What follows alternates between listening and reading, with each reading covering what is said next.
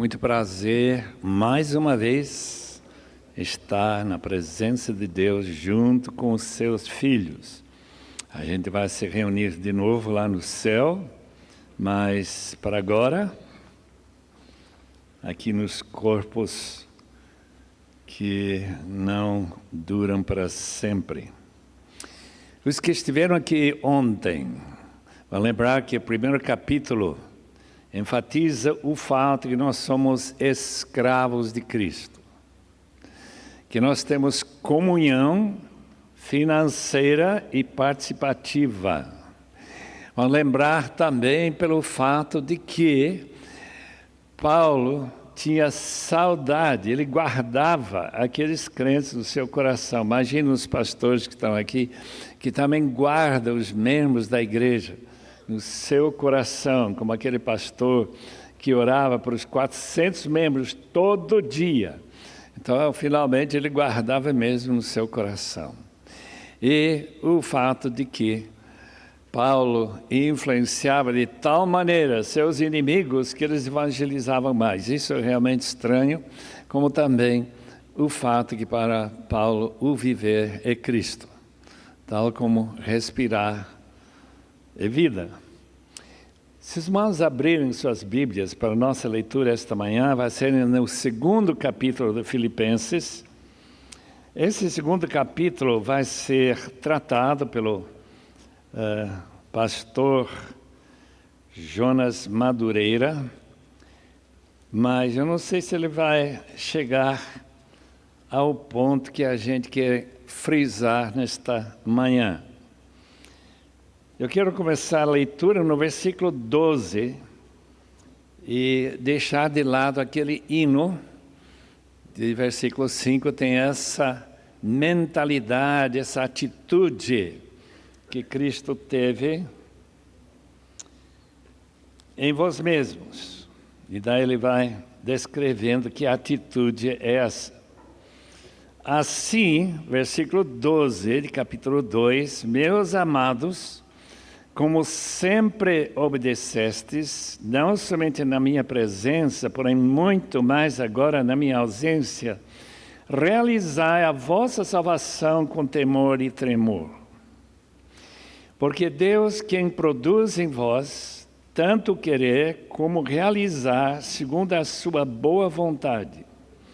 Fazei todas as coisas sem queixas nem discórdias, para que vos torneis filhos de Deus irrepreensíveis, sinceros e íntegros no meio de uma geração corrupta e perversa, na qual resplandeceis como luminares do mundo, retendo a palavra da vida, para que no dia de Cristo eu tenha motivo de me orgulhar do fato de que não foi em vão que corri ou trabalhei.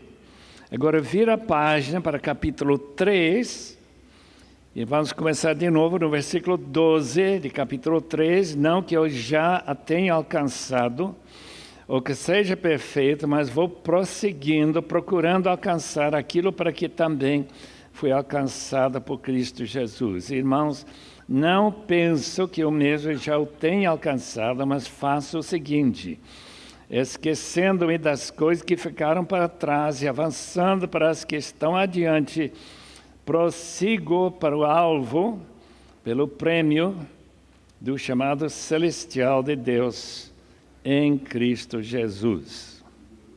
Mais um texto, 1 Coríntios 9, tudo é trecho paralelo na ideia de Paulo, que proximidade Filipenses tem na data de sua composição, e 1 Coríntios não sei, mas as ideias são bem interessantes.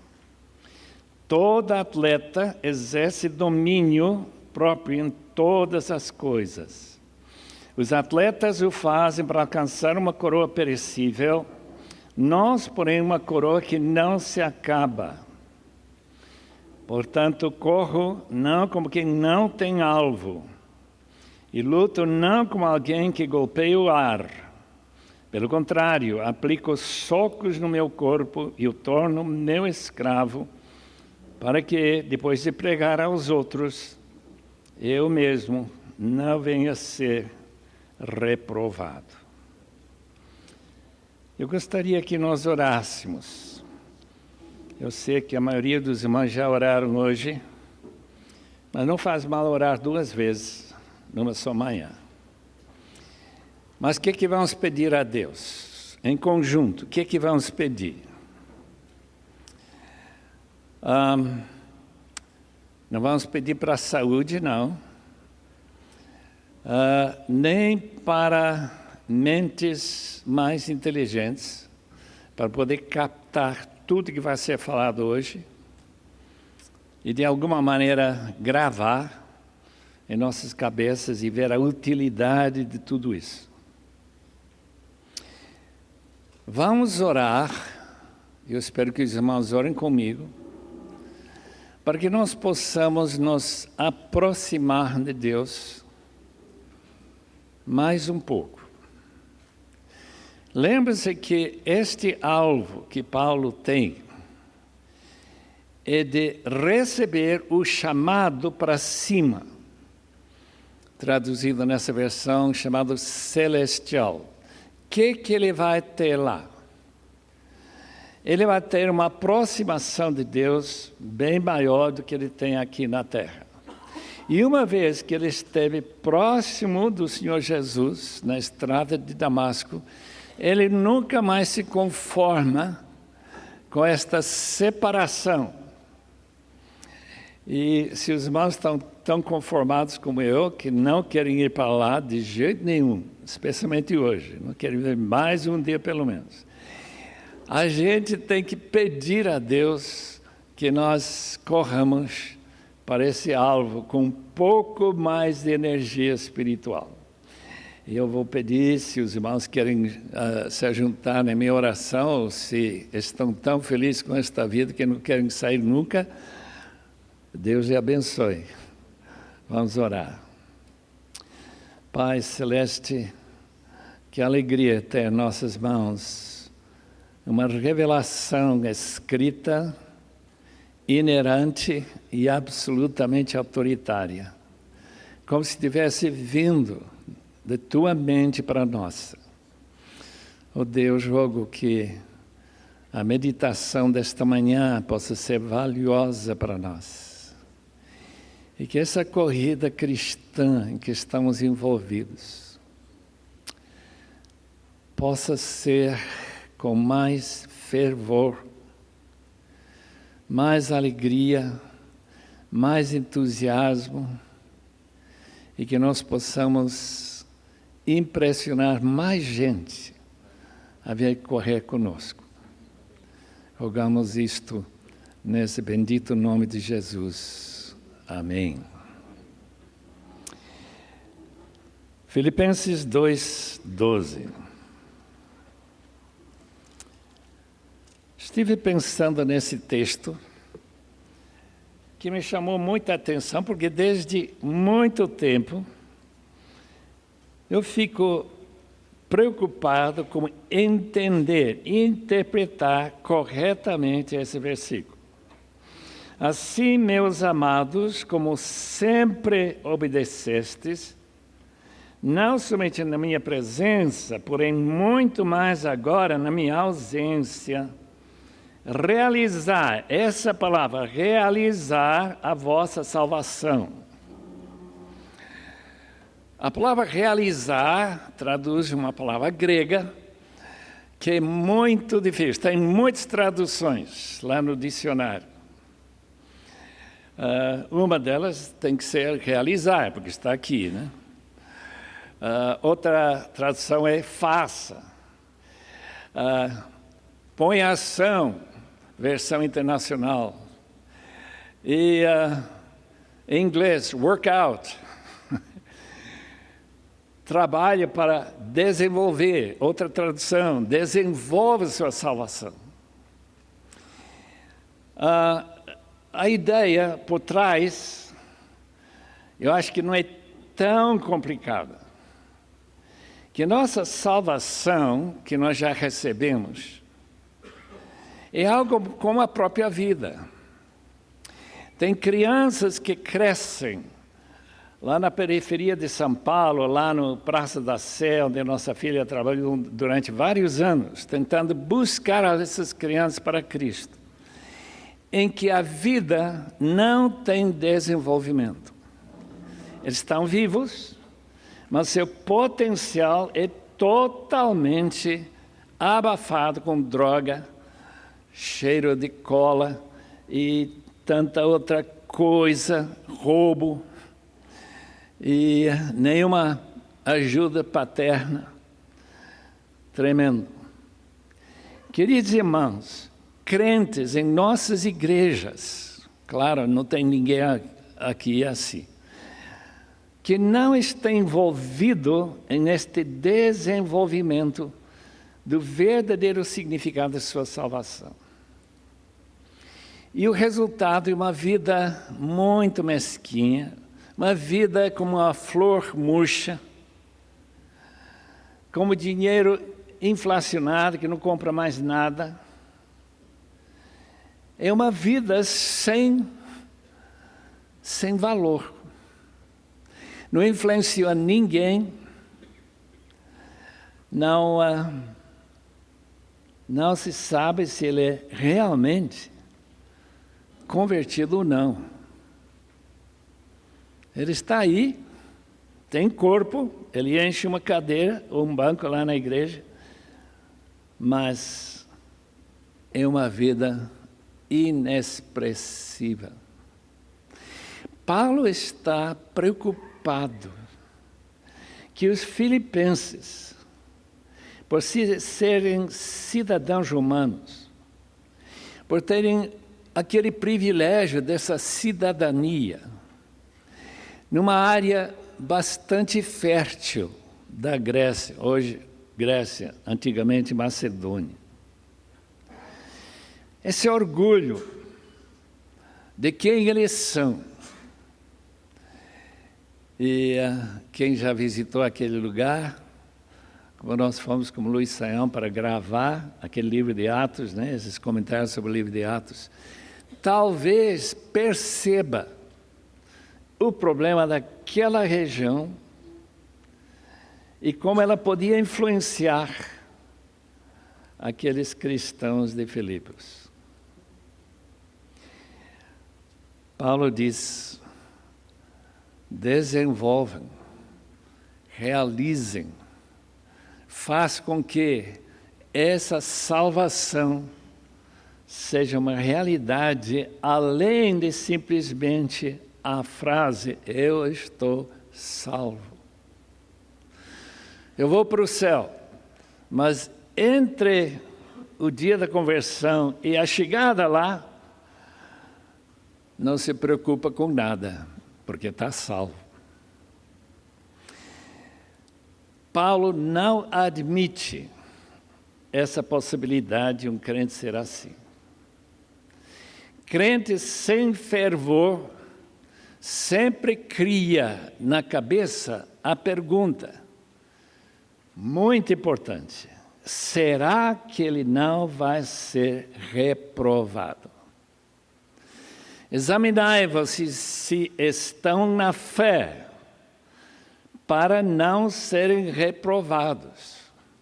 Portanto, quando estão ministrando a palavra, seja em grupo pequeno, seja através de uma mensagem, seja através de literatura que vão ler, ou estudo bíblico, o que for, que sempre produza o que Paulo diz, com temor e tremor.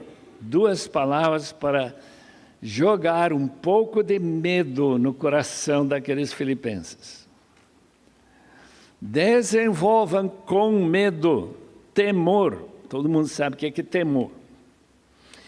E tremor. E não como a maioria dos católicos, que eu tenho o privilégio de conversar, que não conhecem a Cristo pessoalmente, mas estão absolutamente seguros que vão para o céu. Eles já foram para a igreja uma outra vez, já foram batizados, então está tudo seguro porque eles estão naquele barco chamado Igreja de Cristo. Paulo não quer saber nada desse tipo de cristianismo que é acomodado. A palavra temor e, obviamente, tremor comunica muito bem o fato que a pessoa tem que ter uma atitude de seriedade diante do ministério e diante de sua vida. Será que eu seria aceito mesmo? E, ao mesmo tempo, segurança. Por quê? Porque versículo 13 diz que Deus, se você é filho mesmo, porque Deus, quem produz em vós tanto querer como realizar, outra palavra, não é a mesma palavra de versículo 12, segundo a sua boa vontade. O que nós temos aqui, um daqueles aparentes contradições bíblicas entre segurança, que dá acomodação, estou bem, eu não preciso fazer nada, preciso ser rebatizado, não preciso ir mais para frente, não preciso levantar a mão mais, eu estou seguro. E, ao mesmo tempo, temor por causa da seriedade do assunto. Os irmãos entendem que isso não é uma contradição na palavra de Deus.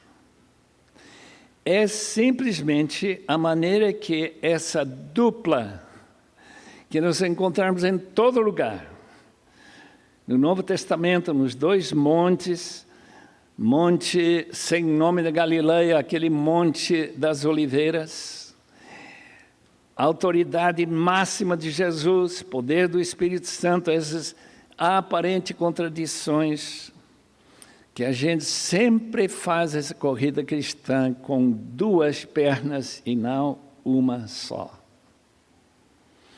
A perna da segurança, eu sei em quem tenho crido, já encontramos isso.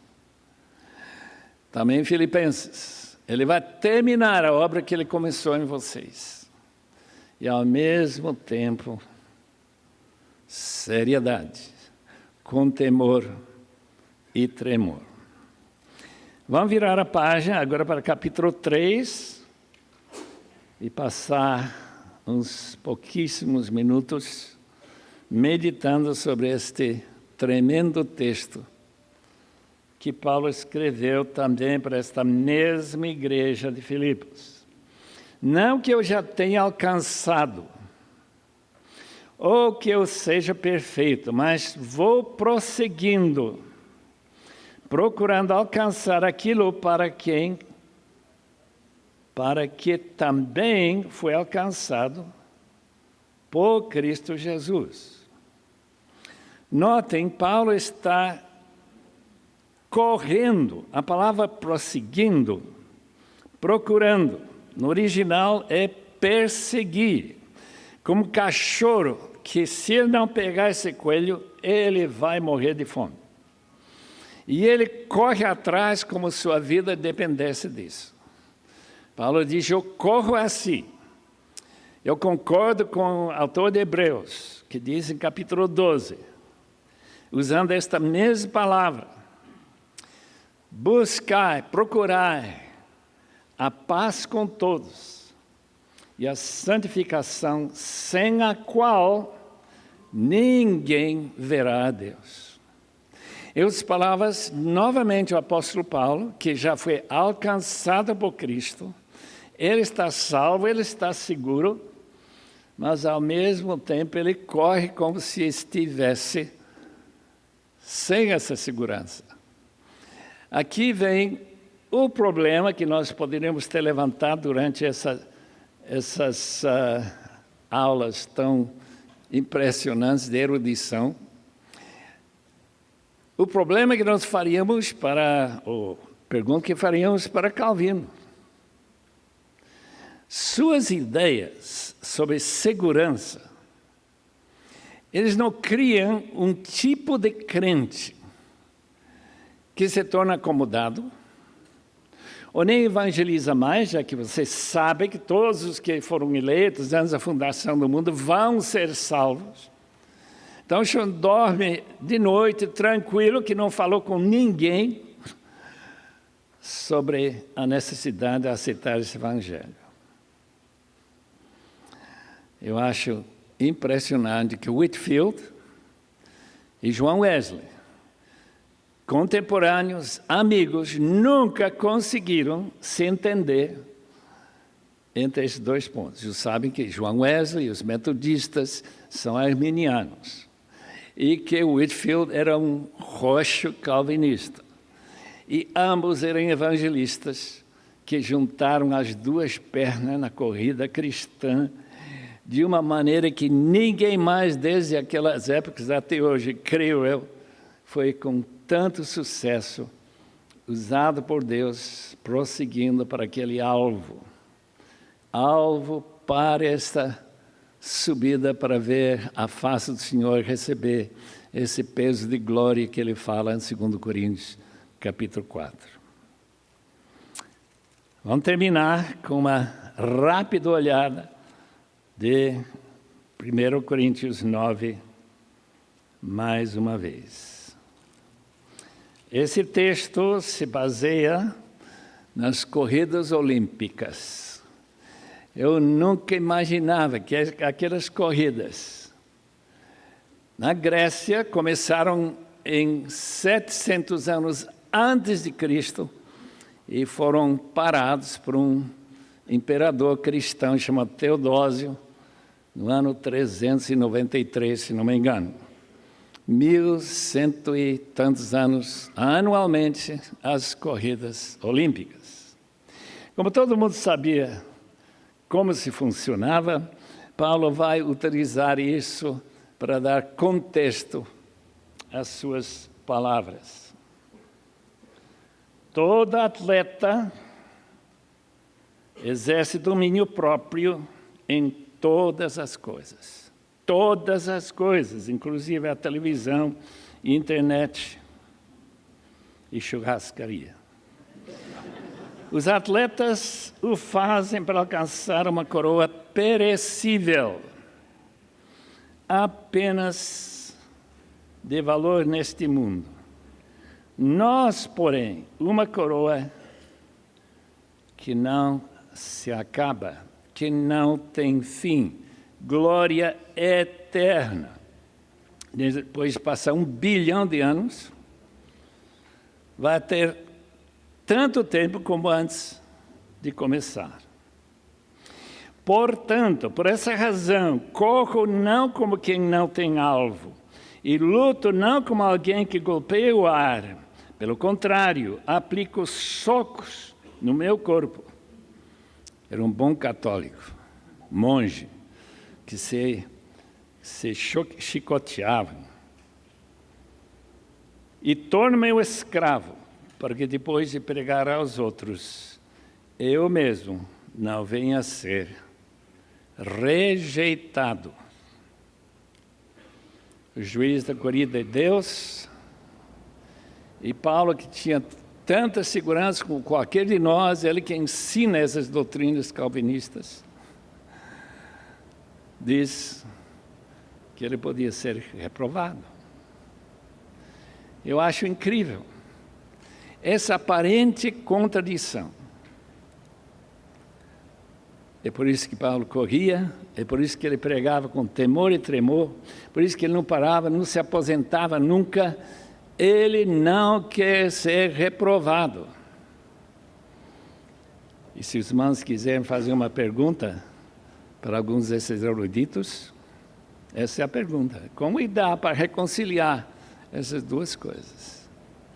Tomar a vida cristã a sério e, ao mesmo tempo, ter absoluta segurança que você vai ser aceito lá na glória. Que Deus abençoe os amados irmãos.